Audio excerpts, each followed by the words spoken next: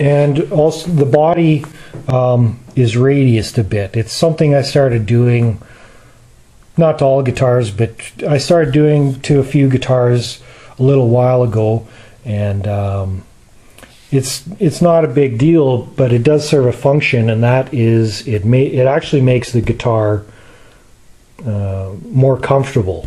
Usually, of course, a telly it's a flat plank. You know, they bevel the edges, but it's still a plank. You know, but with this radius, it makes it a lot more comfortable. So I made up a template jig, and I clamp it down here, and then on the other side I clamp down the body blank, and then I go over it with the duplicarver, and it's nice and accurate. And I'll probably for this body I'll probably, you know, just go over with the sander.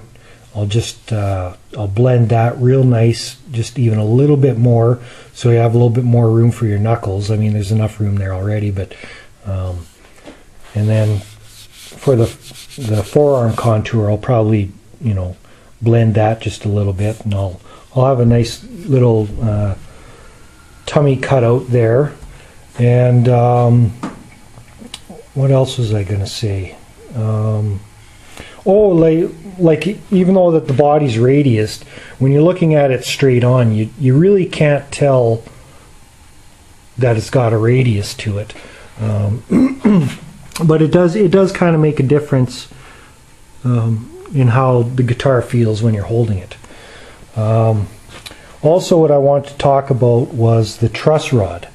I'll just grab a truss rod here.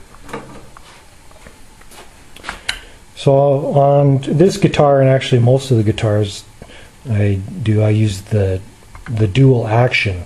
It's got the flat bar on top. Some of them have the two rods, and they're actually a little bit thicker. But what I like about these is not only they're thinner, but you have the flat bar sitting under the fretboard, pressing up against the fretboard, as opposed to a round bar.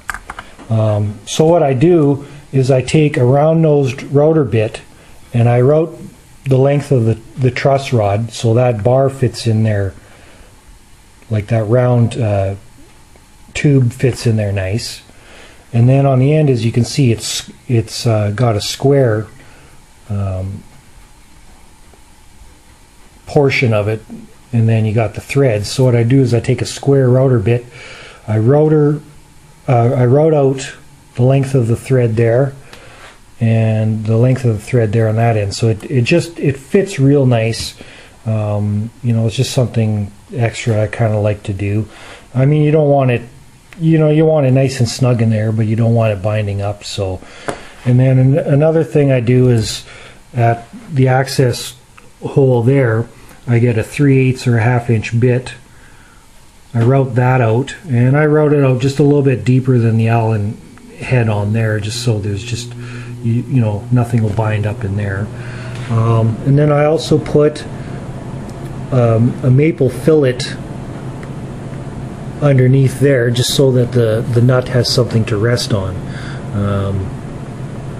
It's just something more solid, and I make it fit real nice on there. So, and anyways, I guess that's about it. I'm probably running out of time here on this camera, so if I think of anything else, I will make another video.